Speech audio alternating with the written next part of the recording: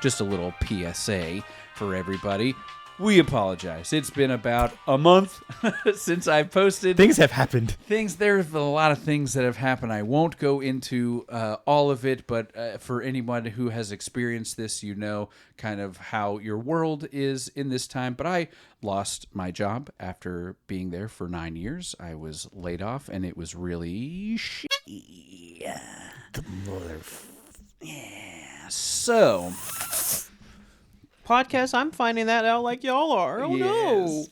Yeah, it was tragic. It was a real kick in the teeth. It kind of sucked. I mean, it didn't kind of suck. It fucking sucked. It sucks. Yeah, not good. But I'm back up off the mat. Not gonna work here anymore. It's like in Zoolander. What do we do when we fall off the horse? We get back on. So we are releasing episodes 24 and 25 back-to-back to get somewhat caught up to real time. A lot has changed with our Texas Rangers in the 6 or so weeks since y'all have heard from us, and we hope these 2 episodes can quench your Ranger Zone thirst while we return to a more regular recording and posting schedule. And now, without further magoo, here comes the Ranger Zone.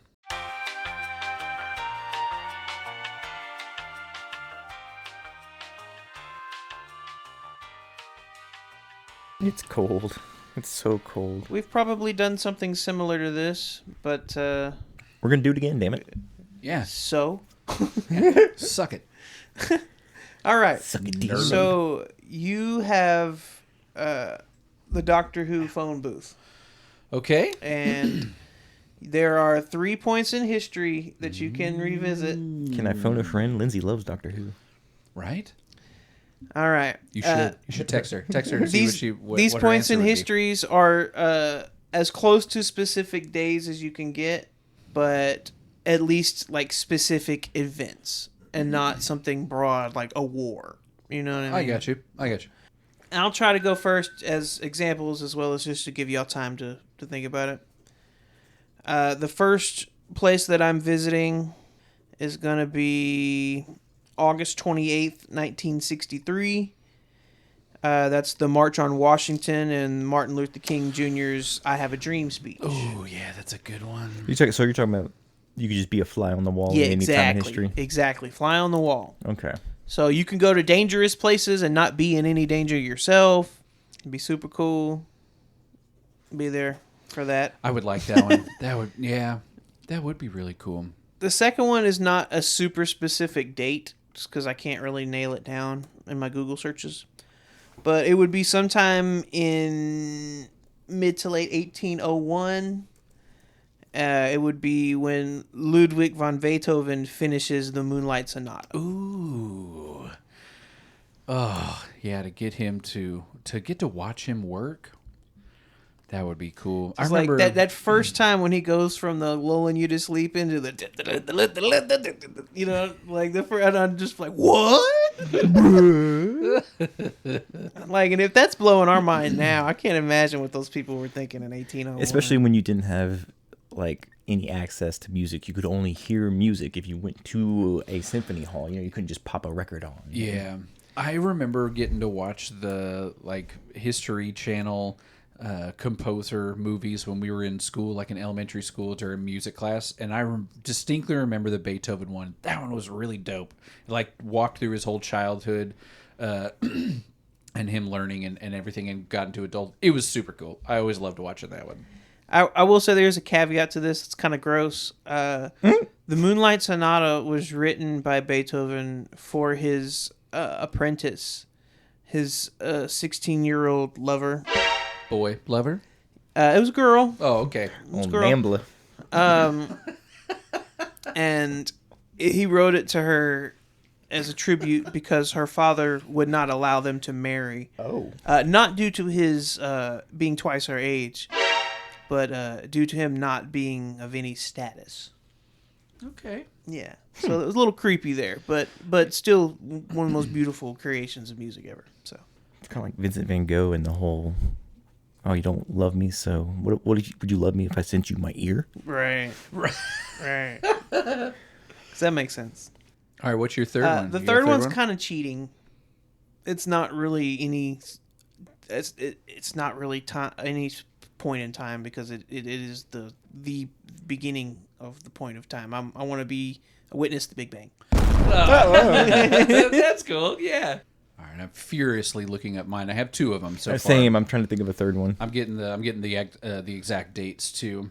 And if you thought that the Big Bang thing was cheating, my alternate was I want to see the asteroid that destroyed the dinosaurs. Oh, that's a good one. Yeah. Ooh. As long as it don't kill me. Right? Yeah. I'm trying to think outside the box because two of mine are so very close in time to each other. I gotta think outside of this time period. I'll do my first one here. Okay. I'm gonna take you back to the year 1969. July 20th. Moon landing. The Apollo 11 There you moon go. landing.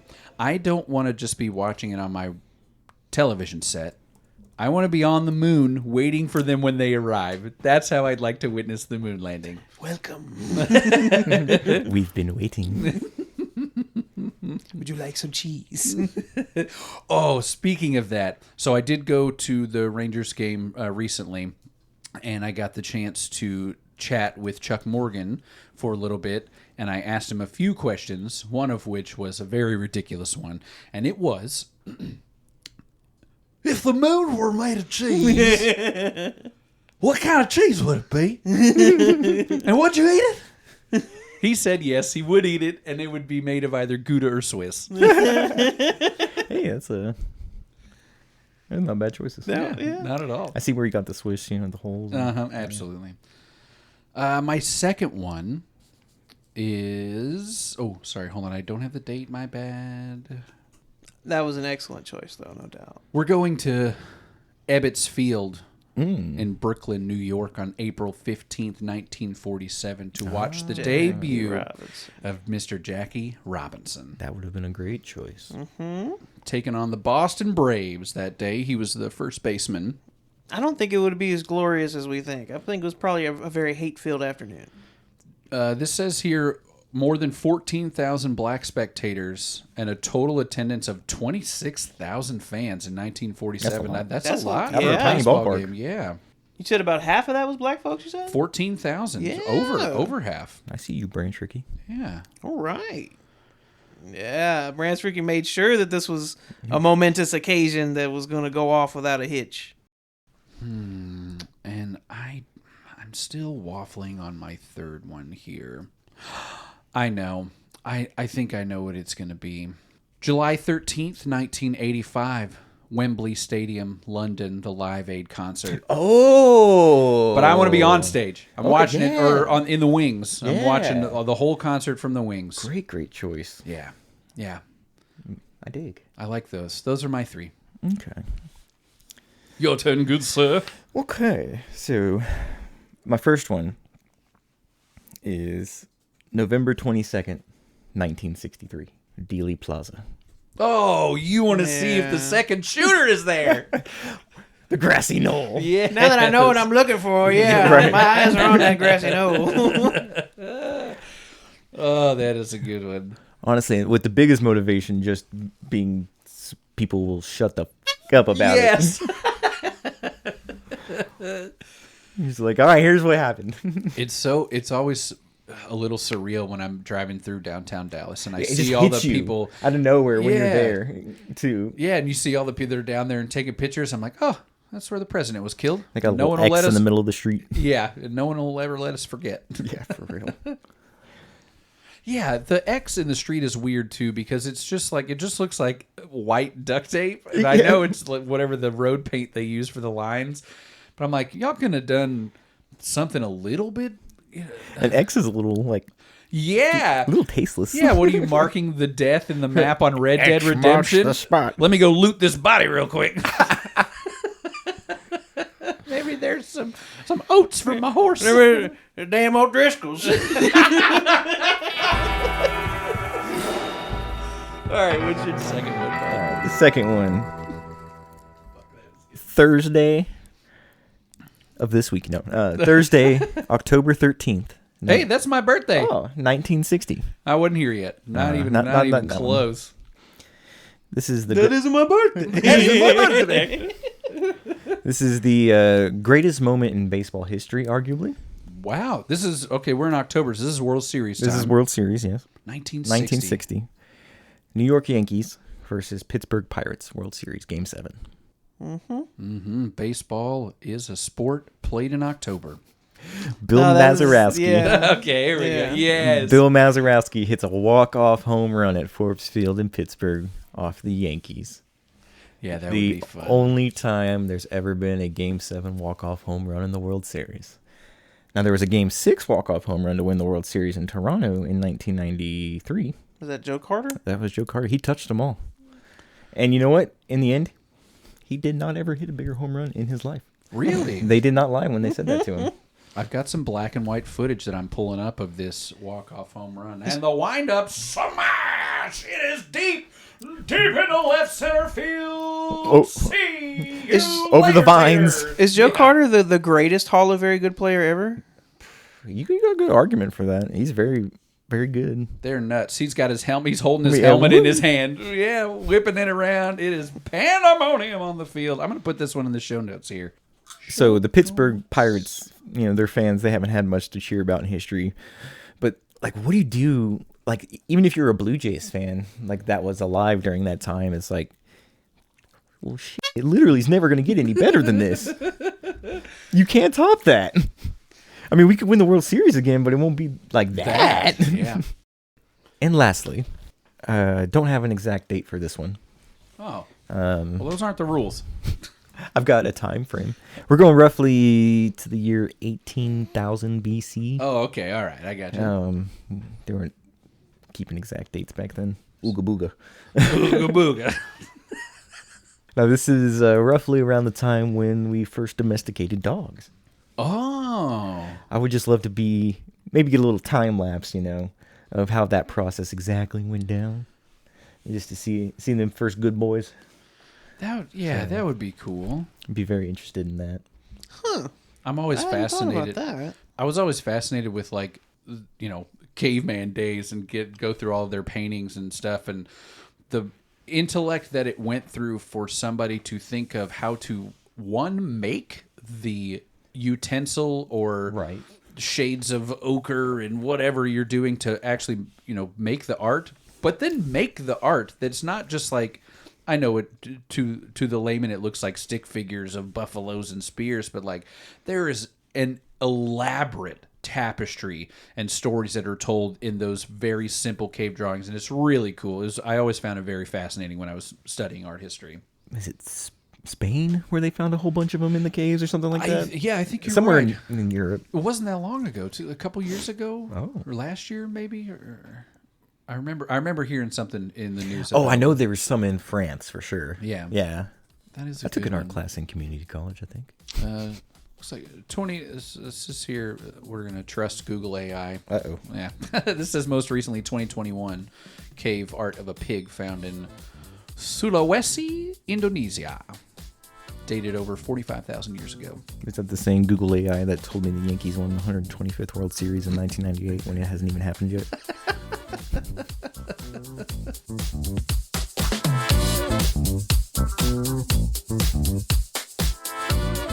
Welcome to the Ranger Zone, The Rangers. I guess. Uh, We are three sardonically obsessed Rangers fanatics, Masochists. semi-qualified to dish out our takes like the hot cakes, from the fans to the front office. The cakes are cold. I am Robbie Belusic. I am Chris Green. I am Tony Cook. Well, ladies and gentlemen, you can tell by the melancholy in our voices that this Somebody season pissed may... in our Cheerios. Yeah, this season... we suck again! season may be over. What's the date? The date of this is August 17th. We are currently playing the Blue Jays. We've lost the first two games. We're in a second one terribly. Yeah, we're in a 4-game skid right now, coming off of a lost series against Arizona, which I think may have been our death knell. Ketel Marte murdered our season. God, yeah. Like, he mad did. respect, brother. And I had to watch that in person. Oh, yeah, it was a rough one. But we do still have good and fantastic content for you coming up here soon. We are going to get into the woes of this season and just kind of dissect a little bit of where our hopes have been and where do we go from here? where we are realistically now. We'll kind of go through various players and a lot of the pitching staff and just kind of see what we have done throughout the year and why we are in the situation we are in now, staring down the barrel with about a month to go. But before we do that, how about a little bit of news? It's news, and it's for yous.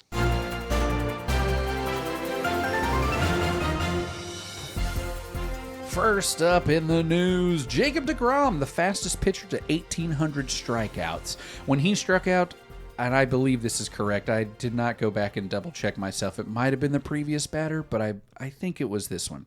He struck out J.P. Crawford on 4 pitches, all gas, no breaks, right into the meat of the plate. He said, did. Come and get some if you can, and Crawford could not. I've put the graphic up here, just a screenshot. I'm not sure how to put this in the show notes, but the first pitch was down the heart of the plate in the upper part.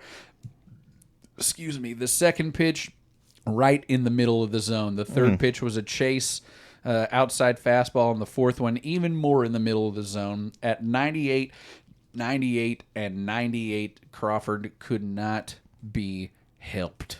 Jacob deGrom has just the most effortless 98 miles an hour.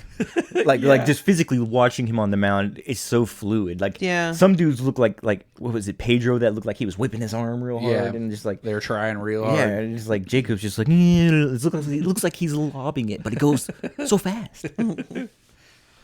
Next up here in the news, Nathaniel Lowe. He was DFA'd Thursday, August 14th. I was going to pull up some stats on him, and I didn't. You know what he did the day before he got DFA'd? Hit a walk-off? Yeah, he hit a grand slam. Washington's first grand slam of the year, and would have been our first grand slam of the year as well if he were still on this team. I did see a lot of people, they were like, go get him, go get him. I'm like, guys, he's terrible. He's doing so bad. And he's too expensive, They were too. like, dump Jock and blah, blah, blah. It's like, Jock You- is making way too much money. to dump, yeah. It You got to is- at least roll into next season and try again with him. It's always incredible to see the people on social media commenting on Ranger stuff who don't know Understand baseball. the business of baseball, yeah. It's wild. All the people saying, "Oh, send Marcus Semien down to the minors." It's like, and just enlighten me on how that process goes for you. Oh, man. Okay, next up here, since you were on Marcus Semien, did you know Marcus Semien hasn't been on the IL in 7 seasons? Damn. That streak was in jeopardy when he was hit by a pitch during our August road trip in Toronto, the current series we're playing now. Despite his wrist being swollen, he remained in the game and hit a 2-run home run later in the 8th. Got x-rays after the game. They revealed no damage. He did take the next day off, which is his second off day this year. We are watching the game that is about to start, the third game of this Toronto series. I don't know if he is in the lineup, but I imagine he probably is, being the Iron Man. We'll find out. I will move on to the next story while Christopher finds out. And that is John Gray and his $3 million remaining owned might be the ticket to avoiding a 50% penalty for exceeding the luxury tax this season. He was placed on waivers August 16th and went unclaimed, which means he remains on the team for now, but the Rangers can waive him again before August 31st, which is the last date for players to be eligible for postseason rosters. If he is claimed, we'll be off the hook for that $3 million and probably puts us under or less than $1 million over the luxury tax. Please, somebody take the Gray Wolf. He's good. He is good. Just needs a haircut. Is Semien in the lineup today? He's batting 6th. All right. Playing second base. No days off. No days off. Last up here in the news, it's Players Weekend this weekend because the Little League World Series is going on. I believe the Mets and the Seattles have the Little League game that they do every year this afternoon or tonight or whenever. We've got nicknames for our Rangers that they're going to be that's on the back of their jerseys for this weekend. Some of them are apropos, some of them are dumb. We're going to read them to you right now. There's 12 dudes on this list. I just looked through it, and only 7 of these seem like they're legit nicknames. The other 5, I'm just like, that's either dumb or I've never heard that in my life. Phoned it in, yeah. There's only one here where I'm like, oh my god, I love that. All right, so first up, Jake Berger, and he's got 2, Bergatron and the Sheriff. I like both of those, but I've never like heard them. Yeah, I kind of heard Bergatron, but like they're not like preeminent or like, right. Not like be, the big like, unit. And he like such a good one. Heavens to Burgatroyd. You know, like, that's good. Double would be good for him. Oh, Evan Carter, Full Count Carter, which we have heard a lot, nickname. And he could do the Little Savior too. We've heard that a lot. He's been called that around the. Have you heard his newest nickname? It's a 4th outfielder. Nathan Uvalde here. We have Nasty Nate or Nitro Nate. I've never heard Nitro Nate. I have never heard but that But Nasty either. Nate, absolutely. And I like the Nasty Nate, but y'all better put some respect on this man. He is the nastiest. Yeah, Nate. that is true. He is the nastiest of the Nates. Next up, of course, El Bombi, Adolis Glorious Garcia. nickname. That is a good one. All-timer. John Gray, the Gray Wolf. I've heard it, but it's nicknames it's not are the dumb. best. Yeah. It's not the best nickname. Jonah Heim is Heim Time. Heim Time is fun. It's fun. Especially when he hits home, you're the Heim Time. I saw a reaction video of him. The Rangers put it on their Instagram. Y'all can go look it up. I'm not burning a Bitly link for that. Where he was commenting on his name, and he was like, he was very laissez-faire about it. Just, I guess I'm fine with it. Is pretty much what he said. Yeah. Next was the Jungle Cat, Mr. Josh Young. That's legit. He was a little so-so on his as well, but really? I was like, dude, I feel like everybody that's calls what him that. everyone calls him that. Yeah. I think he mentioned too that there were some people in the clubhouse that called him that, and that is certainly what I've always called him. Yeah, like since his rookie year, that's all I've heard. It's the only nickname I've heard him. Yeah. This next one, I've never heard any of these, but some of them are okay. Jack Leiter, and he's got Lights, Light Show, and Light Work. Lights out, man. Come on. Lights out. Yeah. Lights Out makes way more sense. Light Show is the best one, I feel, of the 3, but yeah, Lights Out that's the one. I love this next one. Never heard it, but I'm going to start calling him that. This is the greatest nickname ever. Go ahead, Tony. Take it away. Oh man, Do it. Hobie Milner, Hobie-Wan Kenobi. This is the nickname you are looking for. Hello there. That is a good one. The next 3 are kind of, yeah. Corey Seager is Siegs. Boo. Marcus Simeon is Simi. Boo. And the biggest affront of all of these, Yes. Josh Smith is wearing juice on the back of his jersey like he's O.J. Simpson for some reason. Right. The man's name is Pookie. It's Pookie. Or I'll accept beautiful bad boy, but it's Pookie. Yeah. And that's what it is. Oh no, Pookie's missing. And that is all for the news. Okay, everybody. We are getting to the meat and potatoes Look here. at that ERA. Oh, yeah. Flashing Nathan Uvalde's ERA on the screen, 1.71. Man gave up 5 runs and still in the ones. Lowest in franchise history in 20 starts, it says. Dang. You suck on that, Kenny Rogers. Yeah. Charlie Huff. Well, I'm afraid Tony may have been right in being very realistic on this team. I don't like being right about this. In recent episodes. The biggest giveaway should have been our record against teams above 500, which is Yeah. just terrible. I love that you bring up the 500 aspect because that is what I have brought to discuss with you guys today.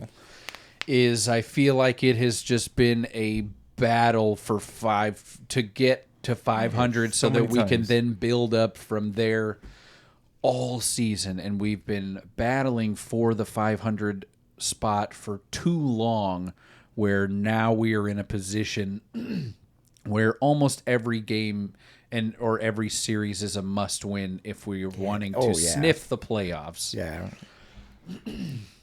So May 21st is the first time that we reached 500, not counting, the first like 10 yeah. Not counting really the whole first month of April when we're all still trying to figure everything out. So May 21st, we are 25-25. Most of May, we were just circling around 500. We were up and down, 4 games here, 3 games here, back and forth the whole season or that whole month. For a whole month as well. Not just for the month of May, but continuing into June, because on June 21st, an actual month later, we are 38-39, a game under 500. We had caught some fire in late June right after this or around this time, which is what helped us get back up to now a game under 500 in June 21st. In that Cardinal series with Marcus Semien. Yep, that's what it was. Semien was starting to wake up at the plate, but after that, we would continue to still just take 1 step forward and 2 steps back for almost a whole nother month. We almost do this for a whole nother month. After through the break and after the break, or just after the break, at July 18th, we are 49-49. That is the first time we are back to 500 since May 21st. That's the first time we get actually back to it. First time post All-Star break. Over the next 2 weeks, we'd play some of our best baseball of the entire season in July, and that would lead to our largest lead of over 500 in 6 games. Fools gold shines like diamonds in your eyes. We were only 2 games back of the first place spot in the American League West. I remember those days. That's July 18th, sitting at 49-49. July 27th, that's after this offensive springboard of a couple of series, we would kind of just narrowly hold on to our positive win percentage and end our series with New York on August the 6th, where we are still 4 games above 500 at 60-56. And you can kind of tell at this point now, pretty much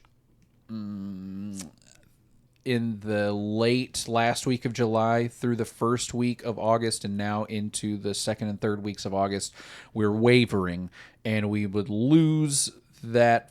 We'd fall right back down the 500 mountain and finding ourselves at 61-61 on August 7th.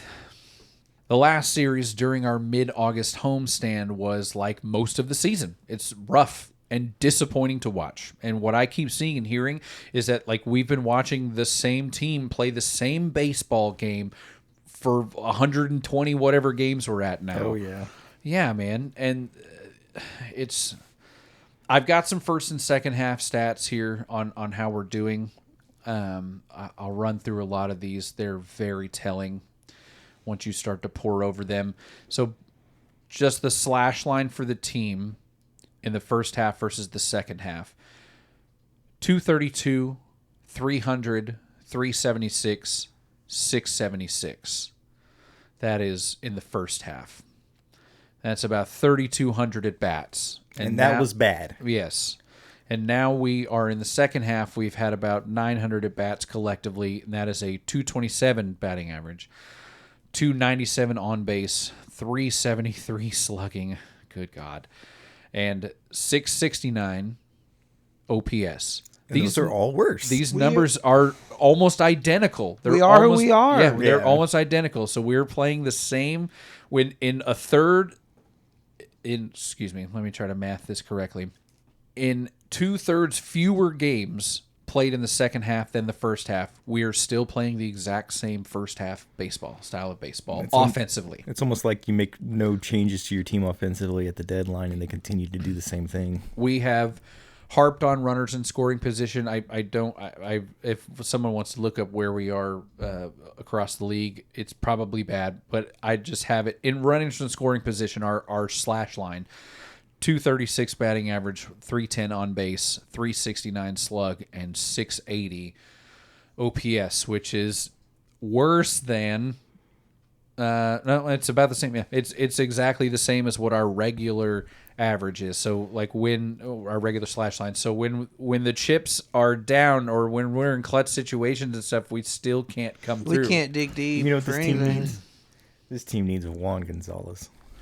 Yeah. That man could definitely hit with runners in scoring position. And I talk about clutchness because that's my next graphic here, and I've got a lot of various categories. So 2 outs with runners in scoring position. I'm just going to go over the batting average here, 215. In none of these categories, we are above 243 in batting average, and that is when we are down with 4 runs or more, we're batting 243. When we're ahead, we're batting 242. That's the best. And all of these others, like in tie games, 239. Within 1 run, we're 228. Within 2 runs, 225. Sorry, flip those. Within 3 runs, 231.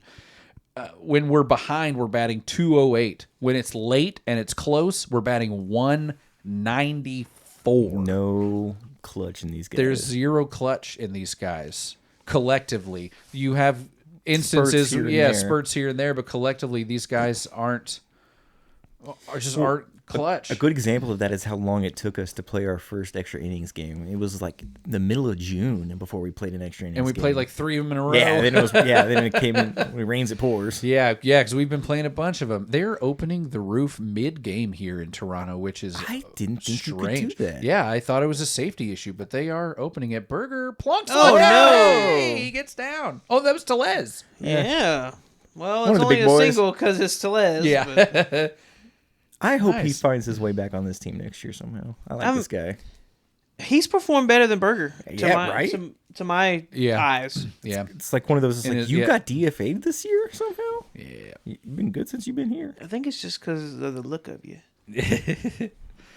Okay. Daniel Vogelbach looking at. I've got some more first and second half stats. I wanted to get into the pitching because we've been talking a lot about the offense, and I want to get into the pitching because our starting pitching has been stellar all year. I don't think I didn't pull up any starting pitching stats because it's been phenomenal. We know what it is. The It's starting best. pitching has been good from day one, and it has remained. The bullpen has been good. The bullpen is getting tired. The bullpen is getting bunch of old guys. taxed. The way they are coming in way too many high leverage situations. Chris Martin's on the shelf now. Yes, we have been That's a big navigating loss. through so many small injuries from these guys and big injuries from the bullpen as well. It's the deficiencies that we've known all along were there, and they're rearing their ugly head. Yes. As we knew it was inevitable. So for some perspective, in the first half, our games in relief, the ERA is 3.37. That's fine. That's what kept us at 500 in the first half. In the second half, our games in relief ERA is 3.97. And that's practically a 4.0 ERA. That's a big jump from a 3.37. That's a lot of, statistically over the large season, that's a lot of runs that now you're getting scored on. The first half and second half for starting pitching, I did have that pulled up. It's 3.27 and 3.34. They're doing the same thing. Yeah. Here are the reliever ERAs by month.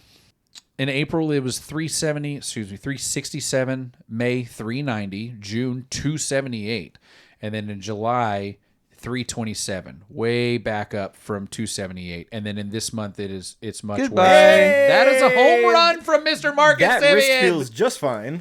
Awesome. Plunk it right into, where was that, our bullpen or their bullpen? Someone's bullpen. He played for them, didn't he? He did. He sure did. had his best year with them. 367, 101 off the bat, 25-degree launch angle. That's 2-0 from number 2. Rangers on the board. Let's go, Captain.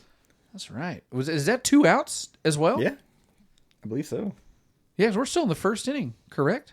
No, we're in the second inning. That No. was not a poor pitch either. This is the That's a second good inning. swing Yeah. for Simeon. Okay, sorry. Back to our back to our relievers here. But you said Barrios gives up home runs. Barrios does give up home runs. He's given up a lot this year. Damn it, Burger. Okay, so more reliever woes. Blown saves, boys. 24. We are second worst in the American League behind the Angels, who are also a bubble team right now. I bet at least half of those are just Robert Garcia. Robert Garcia and is Luke Jackson. so many of them. And Luke Jackson. Those two together. So appearances, This team. reliever appearances in which they are inheriting runners. So that means when they come into the game, how many times are they inheriting runners every time, or they're coming in at a clean inning at the top and third worst in the AL, 128 behind Detroit and New York. Appearances with no runners, second to last in the American League, ahead of Detroit. You know what this tells me? It tells me Bruce Bochy's leaving pitchers in too long and making mid-inning changes. Yep, that is what's kind of happening. Let's see. This was a good one. I liked this. This was a stat I did not know of, and now I know of. Games entered in high leverage, so they measure this. We are fourth in the American League, behind Seattle, Los Angeles, and Boston. It is... That means when these guys come in, it's a high leverage situation. There are guys on, and we are probably down or tied, or all of the above. Games entered in low leverage, which these guys are coming in where it's nice and easy breezy. Get your three batters and go. Worst in the whole league. When our guys are coming in, when our relievers are coming in relief, there's trouble. Always. We're the worst never at easy. It's never easy. And that's why these guys are so taxed. That's why our really good bullpen in the first half is starting to wane now in the second half, because there's Luck's running out. It's not sustainable. The bullpen is not, just like how our offense was early on, it's not sustainable. The last stat I did want to pull up is the average leverage index. This is the average pressure a pitcher sees during their appearance. 1.0 is the average. This ranges anywhere from 1.1 is the highest and 0.88 is the lowest. We are the fourth worst in the league at 1.072. So this just goes on to reiterate that it's trouble all the time for these relievers. And that's why we're losing, specifically now, losing a lot of these 1-run and 2-run games and giving stuff up in the 8th and the 9th and blowing all these saves. They're tired. This leverage index is really interesting because at the top with the most difficult, leverage situations they're putting their pitchers in is the Seattle Mariners, who's a very good team this year. Yeah. And then these next three teams, the Mets, the Giants, and the Rangers, are all teams that have notoriously this season kind of crapped the bed. Like all these teams were good at one point during the season and now are either struggling or out of it. Yeah, altogether. Yeah, it's just so wild. That's very interesting. Baseball's weird. Yeah. So that's what I have to say about it. In 2023, when rough times were about this time, the same time in the year, and it was funny, the similar things were happening. Bombi goes on the IL, we go up to Toronto for a series. We were at least a few games over 500 at this point, though, in 2023, right? 8 games, I think. And that, it's just like... But it was more competitive. We were, I think, like barely had a wild card spot or something. I wonder where we were at this point last year. I know we weren't this close to 500 still, but like... But God, I this thought... season and last season, the only difference between this season and last season is everybody was hurt last season. Yeah. And not so much the case this year. I thought in 2023, I had told people, even though we were doing special things, I was like, I don't know if this year is the year. Next year, definitely. But then after the All-Star break, like getting into August, I was like, oh, this is happening. I was like, they are really doing something special. I was like, this feels like 2011 Texas Rangers baseball I'm watching. So, and, all the stats, all the, run differentials, and we were going on crazy streaks, and the 5 guys had like 100 RBI in the season. Wild stuff. So. Marcus Semien had 100 runs out of the leadoff spot. Yeah. Or no, 100 RBI out of the leadoff spot. Yeah. But that incredibly long anecdote to say that I don't feel that way this season. Nope. Tony's best sports take of all time was during the 2023 season when the man looked at me and said, it's a bunch of guys having career years this year. Yeah. All at the same time. He's like, just called it, and it was spot on.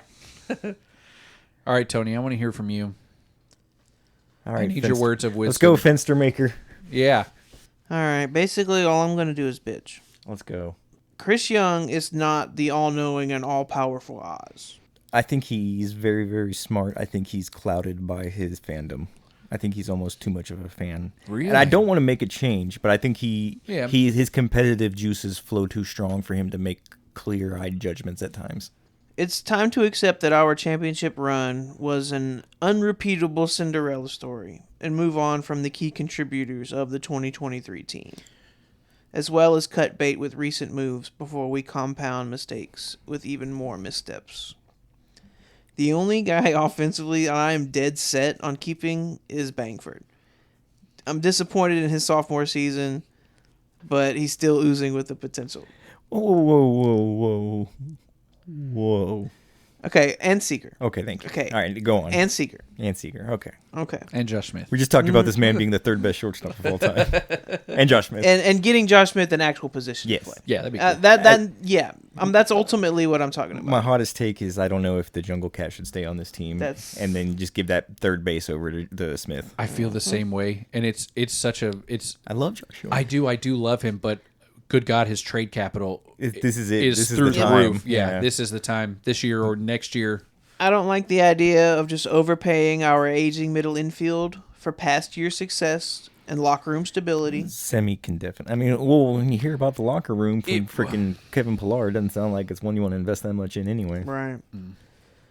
I've seen enough Although to he know clarified. that Bombi's best days are behind him. Yeah, Correct. I don't know if we're giving him a contract in his third No. arbitration season. He will He have might to get take. non-tendered. He will have to take. If we were trying to keep him, he will have to take the most team-friendly deal he can, which you can't take less than what you got. I think it's over. Yeah, this is it. I think it's over. Berger I love was a me swing and a 53. miss, who's been outplayed by We- Tellez, who we was still have- DFA'd earlier this summer. We still have so much control of him, and he's still a really cheap first Berger? baseman. Yeah. Yeah. And he has been plagued by a lot of injury this year, so I'm not ready to cut bait on him just yet. I almost wonder if he has another. I don't know if he has another option after this year, but if he does, he could just start in AAA, and you can roll with Tellez, and then if Berger ever finds it again, call him back up. Or Josh Smith. Yeah. He's Obviously, played some real good first base at times. if Jock wasn't under contract, he probably would never put on a uniform again. Correct. Man looks cooked as cooked can I be. see his year is like an anomaly for me. It's not, the guy is clearly talented. I don't think he's over. I don't think he's done and over. washed up. I Really? think he's cooked. Never again. I wouldn't be surprised if he never picks up a baseball bat after this season. Really? Retired. Well, we still have him No, for they'll another year. play him next year. Like, okay, like if You're he paying was him too much money. if he wasn't scheduled might to get cut make in the the middle of kind the of season this money, dude should retire. Yeah, if it were not for the Absolutely commitment. cooked. So just for back to Berger for a second, he's still on his minor league or his Pre-arbs. his pre-arb stuff right now. So he's only making $740,000. Next year is arbitration 1, but he's still not gonna make a ton of money. No, Yeah. he didn't earn himself a big raise. No, yeah, it's not gonna be. I'm $4 million, $5 million. He's looking at like a maybe. 2.5, I think. Really, you think so? Yeah. Okay. Not Yeah. much over league minimum. Yeah, and I'm happy keeping Berger for 2.5 because the guy I is think talented for there's, sure. the ceiling is still somewhere there. Absolutely. He's young enough. It's depth that's not expensive. Sure. Yeah. But not like that's my first baseman. Right. Garcia for Lowe was a trade both teams regret at this That's point. talk about your loses. Yeah, and the only good thing for us is that Garcia, like Berger, is still very Right. controllable, and Yeah, that's the upside. I think he still has pre-arb years with us. Yeah, it so doesn't need to smell a high leverage situation though no, for a while. Could probably benefit on starting at AAA next year. Yeah. It hasn't all been bad. Even if Patrick Corbin is dog water the rest of the year, Yeah. it's still a Yeah. major win for us. Yeah, that was a good. That was a good pickup. Man, well, he's making like a little over $1 million. Like Chris Nothing. Young, Right. one of his better moves. That was a great move. DeGrom has been insane. It just sucked with Bradford not getting healthy. We didn't have the ability to trade Patrick Corbin at the Yeah, deadline. Malley was a stud when he was Yeah. healthy. $1.1 million for Corbin. For Corbin. Wow. Nasty Nate's contract is looking mighty fine considering Evaldi is in talks to be the best Let's Rangers pitcher go. ever. Yeah. I love that. See, it's that contract, DeGrom's contract, Seager's contract that make me want to not completely blow it up, but just do a serious retool. Right. I can see us moving on from Seager soon, but but it's not. Or sorry, not Seager. Simeon soon. Yeah, like that one is like something's got to happen there. Exactly. It's not just going to be Simeon. It's going to be a whole cascade fire sale type of thing, and he's going to have to be a part of it. Like, if we were to trade Sebastian Walcott, Marcus Simeon is in that deal. Like, it's one of those. It's like, okay, if you're getting our best prospect, you're taking this contract. Yeah. So yeah, but I don't want that to happen. I was a little worried about the money that we gave Higgy, but he's been come back worth, around. He's been It worth has come every back penny, around. despite his power numbers returning to normal. I really wanted him to be Player of the Month in July. He had a good argument He for was it, but good. Nick Kurtz of the of the Athletics. You hit 4 home runs in the game as a rookie. Yeah, but yeah, Higgy is certainly coming around. CY deserves a couple of flowers for filling out the front end of this bullpen successfully and on the cheap. Yeah. Like Armstrong, great Get in signing. there. Heim time. Time time. Did he get a double out of that? Yeah. Damn. Yeah, hustle double. And then he dabbed on them folks. from a guy batting 210. This is. I hope you have something on Dude, Jonah. okay, yeah, Heim let's here. talk about Jonah Heim. Yeah, skip down to wherever he is. Good lord. You were just on Higgy, I think. Yeah, we were just on Higgy. I'm okay to move on from Heim. It's okay. I'm ready, It's okay. dude. I'm Yeah. ready. It's all right. I love him. He won us the World Series, but it's time. Yeah, I think This man is not a starting catcher right now. I think his best baseball is behind him. Yeah. CY has made some big mistakes, both in personnel and contractually, that must get rectified this offseason. It's been all gold stars and A-pluses in his tenure so far. But if we want to win for the foreseeable future, we need to hold CY more accountable for the mistakes and not just shower praise for the good stuff. Heim's making $4.5 million this year. He's got next year is his last year of arbitration. Bye. Yeah, I would just straight is Higgy just being your and then all get time, and some then we'll other find guy. some other guy in free agency? Like if you want to non-tender Jonah Heim, like just straight up non-tender him, just don't even offer him a contract and You let think somebody he's- else pick him up. That's fine. You think he's worth hanging on to then trade next season? I don't think you can get anything of substantial value. I would for be him. fine with non-tendering Jonah Heim and Bombi. Like Jonah Heim, if we were to trade for him, it's somebody thinking like big time reclamation project kind of thing. frees up $15 million just on those two guys. 'Cause Yeah. Bombi's making over 10, I think. Did they buy out his like all of his arbitration? They bought years? out all so of we our would have to years. pay him if we cut him.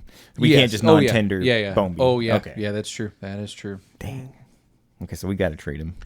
Sorry, we bought out his first 2 years. Oh, so that last one. yeah. is, So okay. is next year. So Okay. So So we he would may save get non-tendered. Yeah, 10.5 is what he's making. God, that would be some wild shit. Non-tender 1 year World Series heroes. Well, that'd be some money to save. Two of though. them. It would be it'd be a lot of money. $15 million. Yeah. How do we save money on Jock Peterson because he's making a lot? That's such a huge mistake. I'd say It trade him didn't- back to the Diamondbacks, but the last time It the is a Diamondbacks mistake. took a player from us, it didn't end Will Montgomery. There's a mistake in hindsight. Yeah, because his next year is a player option for $18.5 million. We signed the guy after. He's gonna take. He's gonna absolutely take Definitely that. taking He would be the- batshit crazy if he didn't. Yeah. That Are was- they still reviewing this? Oh wow! I didn't even know this was. Damn. I feel like we've been talking for 10 minutes. They're still looking at this. One other thing is and I kind of mentioned it a second ago, is I would be okay moving on from Josh Young Yes. if the return is okay. Like that's not a dude I'm just non-tendering, but No. I'm okay with, or I kind of joked about it earlier, but at this point, to me, Evan Carter's ceiling is a fourth outfielder. Really? I really believe that at this point. I don't see him as a starting major league outfielder. Between his inability to stay healthy and his inability to hit, was it right-handed pitching or left-handed pitching? I can't remember. One of those, he can't hit. Yeah. And so It's those two lefty. He can't hit lefties. can't hit lefties. Those two factors together, to me, say while I can be a very good contributor on a major league team, I am not a starter. Yeah, the not hitting lefties is kind of sucky because he's having a career year right now. He's got a 1.8 ERA or 1.8 WAR. Oh wow! Yeah, this slash line's going to sound weak, but he's batting .250, on base .337, slugging .392, and OPS .729, which is less than his best career year in 2023, but he only That was a played small, 23 games. small sample size. So, but with him, like, God, I will say, I didn't even look at this. The games played over the last 3 seasons, 23, 45, and only 58 games this year. oh my gosh, that's not too much more than 2023. So, And we've still got another 40 games left. He'll probably get up to, he won't get to 100. to me, what his season, those stats he's done this year, they haven't put him in there against lefties. So they're literally putting him in the situations in which he should succeed, and he is. So it seems like he's found a good role on the team. I don't see him expanding beyond that. Yeah. Like, so, but if you acknowledge that he's not a starter, and then you get rid of Bombi, your log-jammed infield or outfield is not log-jammed at all anymore. Yeah. And you've got Langford in center, potentially, unless you go out and get a bona fide center fielder. But, like, you have options all of a sudden if you want to sign a free agent. Yeah. Yeah, I like that.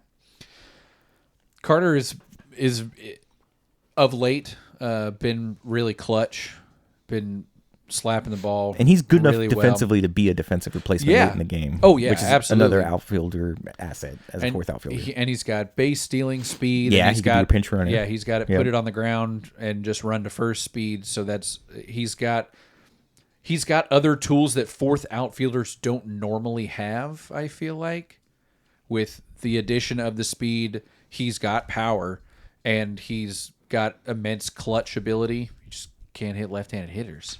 Or left-handed pitchers. The future still looks bright pitching-wise. You've got enough bright side in the starting rotation going forward, like in a 4-year window or more, to sit here and know that it's not all doom and gloom in the future and that there is a possibility to do a retool as opposed to a rebuild. And if it also gives you that wiggle room that, hey, let's wheel and deal a little bit with these position players because we know we're gonna have the pitching. Yeah. So Yeah, if we're not hitting now, let's find some people that's gonna hit. You've got aces in DeGrom and Eovaldi, and there's no reason to think that they couldn't be very competitive over the next 2 seasons at least before they really hit some kind of an old wall. Cody Bradford is going to pre-arb. Still has a pre-arb year next year. He's going to come back. You've got, of course, Leiter and Rocker. Yep. And then, I mean, after that, it's like that's an entire rotation's worth of guys already. Yeah. And then we're talking about finding the Michael Lorenzens, finding the Patrick Corbins, The Hobie Milners. The John Grays. Yeah, the John Grays. Yeah. Wasn't a totally clean 4-year contract, but it's definitely a win. Yeah. That's a great deal. We have other guys in this down in the system too that are looking to either be starters or those high leverage relievers. And Cole Winn, who's had a very Cole good Winn year. has been very good this year. Yes. That dude. Emiliano Teodo. Have they completely given up on Cole Winn as a starter?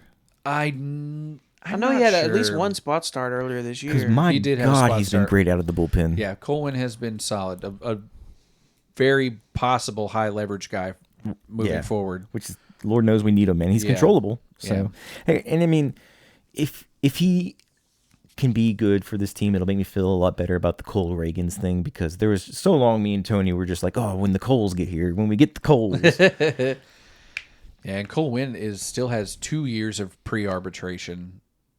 I thought you were 2 years of arbitration. I was like, God, I thought he's been on the team this long already. Oh, yeah. No, okay, so that's like 5 more years of total team control then, right? Yeah. Yeah, so he very well could move into that starting role when after Eovaldi is gone or DeGrom is gone. Was he a 2-time Tommy John guy as well? I know he's had it at least once. Yeah, he was definitely 2 years in a row with season-ending injuries. Oh. Cole Winn. That of course was, I guess, garner some hesitancy about starting and having that many innings with the injury history, but there are dudes that go through a weird injury spell at the beginning of their careers and then go on to have productive careers. Jerks in Pro Far. Yeah. This just lists one in 2024 in June. It was the shoulder. So I mean, there's hope. There's bright spots. I still have a lot of faith in Kumar Rocker, even though he got sent back down. It was the right decision to send him back down. Yeah. He was just too inconsistent. Oh, Dustin Harris. He's looked good at times. Yeah, he's looked good at times. Also, I like how. Do we get to keep Swaggerty after this year? I believe so. That's what I was going to ask. Is Sam Haggerty is also? I know he's 31 years old, but man, he's been great. Of all the dudes we've had to call up from AAA this year, he's been the best. Been the best. Yeah, like Dustin Harris and who's the guy that we were talking about? Freeman. Yeah, Cody Freeman. Yeah, he's like had moments, but Osuna, he's had moments. that one was a little He's disappointing. probably not ready. Yeah, he's yet. still so young.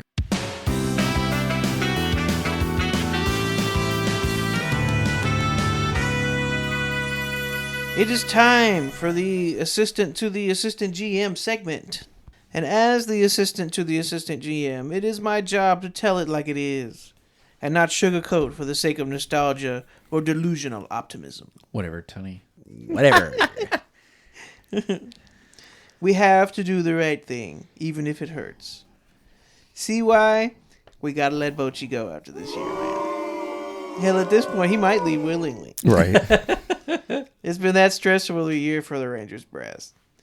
He's a Hall of Famer who brought a wave of credibility and old school professionalism to this relatively inexperienced front office and coaching staff. He brought the best out of guys like Bombi, Josh Young, and Jonah Heim, and they played like all-stars for him. But whatever was working simply has turned so sour this year that all three of those players could be gone next year, and Bochy with them. Sometimes you spend so much time figuring out why something isn't working instead of just acknowledging that it's not and moving in a different direction. You can't fix who you are now by romanticizing what once was. We'll never recapture the magic of a postseason run with no road losses and clutch Right. late inning heroics galore. Yeah, that's a good Yeah. point. We'll always have 2023, but if Seager and DeGrom are the only vets left from that team, it might be the best for the Rangers' immediate future. And Evaldi. Right, and Evaldi, Yeah. pardon me. Yeah. We've been flying on the fumes of the 2023 World Series for almost 2 years now. We need new faces in key places. Schumacher will be a fine replacement that will allow for a reset in the clubhouse without having to completely clean house. More than fine. Whoever the new leader is has to keep Maddox or we riot, though. Oh, yeah. Greg Maddux is not allowed to leave this team ever Nope. again because when he did, they won a World Series, and then he came back. So keep him here. So yeah, assistant to the assistant GM. Get rid of your manager. It's time. It's time. We respect him, but it's time. Do y'all feel like, even despite however this season ends, which will probably be at 500 or just around there, Of course. is the window still open? Yes. The window is still open. When you're pitching this well, it's You have to make- absolutely still open. You have to make moves though. You have to do something drastic at this point, but the window is open. You think we're going to be willing to do something? Well, I think we'll be willing to do something drastic if we can get under the cap at the end of this season. Yes. If we can get under the luxury tax, I think we might be able to. If we don't, next year will be a very long year. Yeah. Yep. I think we could. That would probably be the main negotiating tactic to convince Ray Davis to go for it next year, Yeah. because we kind of halfway went for it this year, so we wouldn't be in a position to get screwed financially if what is happening in real life baseball, which is happening, the team is sucking and the moves we made are not working. So they were half measures, so we could try to back off of them at the end of the year, or someone at the end of the year, to stay under the cap. One thing that's interesting, depending on where the team is and what he thinks he can do, both Chris Young and Ray Davis, they could decide to go over next year, regardless of if they can get under this year, because who knows what's happening the year after that, because the CBA is up after next year. Oh my God, that's Right. right. And we could be looking at something completely different. Yeah, y'all could be listening to us talk about God knows what, because there might not be baseball next year. I believe the players when they say that a salary cap is a non-starter. I think the players will miss games over a salary cap. Yeah. If the owners are that serious about implementing a salary cap, there will not be baseball to start next season, or to start the 2026 Yeah, seventh season. That altercation between Bryce Harper and Bryce Manfred. Harper, yeah. that's going to happen a lot. They're not willing to talk about that salary cap at all. Maybe you make the penalties just way more severe. So Make that soft cap a little harder. Yeah. Maybe that's the way you do it. But it just doesn't seem like Because the Dodgers give a yeah, because They'll pay it. Or the Mets. Because Yeah, as right. entrenched as the players are going to be for no cap, the owners with all their pocketbooks are going to be just as entrenched. They've been wanting a cap Forever. for decades, though. Yep. I just feel like Manfred could smell blood in the water somewhere, and he's like, "This is my best chance since I've been here to Yeah. get it." Well, thank you, dear listener, for playing along on another episode of The Ranger Zone. Everyone needs therapy. It always means a great deal that you take the time to spend the time with us. Enough tears to fill Lake Minnetonka. As always, you can keep up with us, trying to keep up with social media on Instagram, Twitter, and YouTube. At Ranger Zone Pod, we are at Ranger Zone Pod. We're worth a follow for the nonsense alone. And of course, listen to us just about anywhere you listen to your podcasts. Thank you again. This has been the Ranger Zone, and I have been Robbie Belusic. I have been Chris Green. I have been Tony Cook. And that's the way, unfortunately, the baseball's gone.